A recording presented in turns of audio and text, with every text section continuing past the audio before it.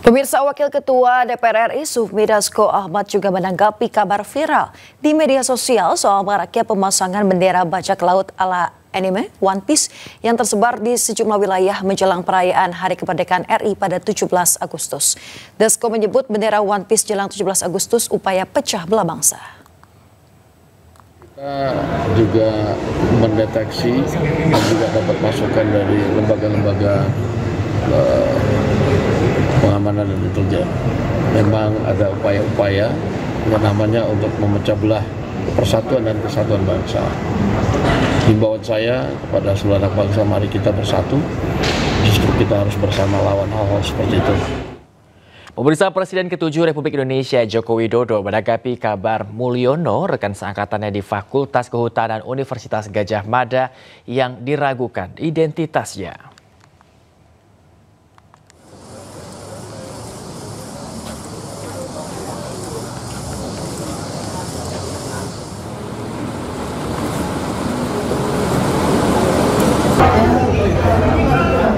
Pemirsa, selain itu Mulyono juga dianggap sebagai calo terminal Tirtona di Kota Solo, Jawa Tengah setelah menghadiri acara reuni ke-45 Angkatan 1980. Sementara Jokowi mengaku Mulyono merupakan teman seangkatan lulusan sarjana kehutanan di UGM Yogyakarta.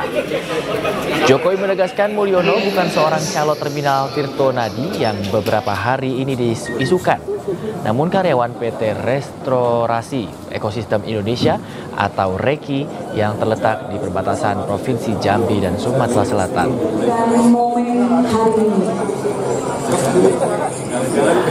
Semua kok diragukan, ijazah diragukan, skripsi diragukan, KKN diragukan, teman diragukan, apalagi yang mau disampaikan. Pak Mulyono itu adalah teman seangkatan saya tahun 80.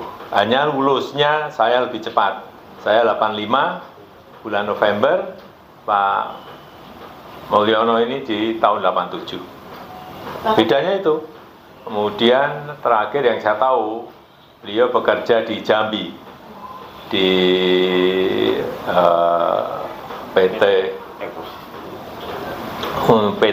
sebuah PT untuk pelestarian dan konservasi hutan. Apa nama PT-nya? PT Ekosistem Hutan. PT Ekosistem Hutan. Pemirsa, setelah sekian lama dianggap legenda tak terjamah, tiba-tiba nampak mobil SMK terparkir di halaman Pengadilan Negeri Solo pada kemarin Rabu.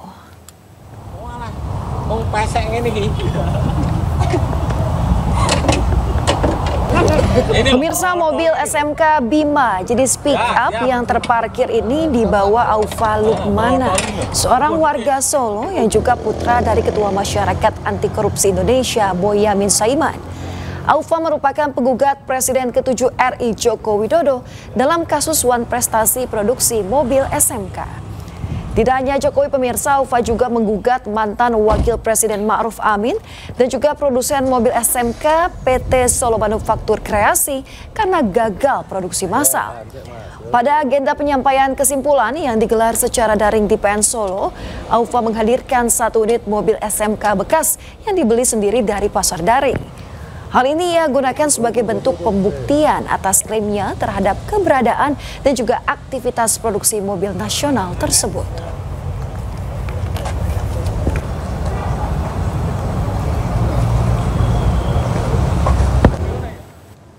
Pemirsa, kericuhan terjadi di persidangan kasus mutilasi di Serang, Banten.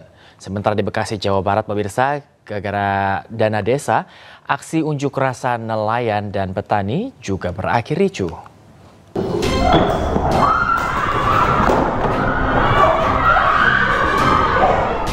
Suasana sidang kasus pembunuhan disertai mutilasi di Pengadilan Negeri Serang, Banten mendadak ricuh. Keluarga korban tak kuasa menahan amarah saat terdakwa Mulyana dituntut hukuman mati oleh Jaksa Penuntut Umum Kejari Serang. Aparat tim petugas dengan sigap langsung mengamankan terdakwa agar terhindar dari serangan warga. Bahkan kericuhan ini membuat pagar pembatas ruang sidang roboh.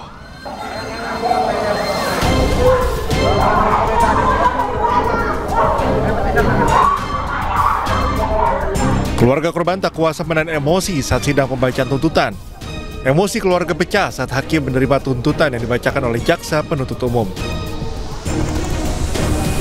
Pihak keluarga berharap terdakwa dituntut lebih dari hukuman mati, yakni dengan hukuman mutilasi. Penasihat hukum dari pihak korban merasa cukup puas dengan pembacaan tuntutan oleh jaksa penuntut umum. Menurutnya, fakta-fakta persidangan sudah cukup membuat terdakwa didakwa dengan hukuman mati.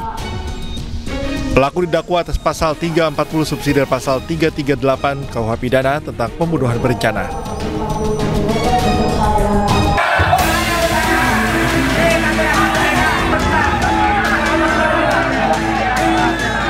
Sementara itu, keributan dan saling dorong terjadi saat aksi unjuk rasa para nelayan dan petani di kantor desa Pantai Mekar.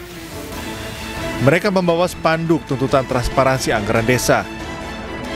Ratusan orang yang didominasi petani dan nelayan ini berunjuk rasa di depan kantor kepala desa Pantai Mekar. Mereka menuntut kepala desa menggunakan anggaran desa secara efektif dan tepat sasaran. Warga menilai kepala desa selama ini tidak transparan dalam menggunakan anggaran desa. Sementara warga berhak mendapat bantuan bibit kepiting dan perahu dari dana desa tersebut. Namun hingga kini tak pernah terrealisasi.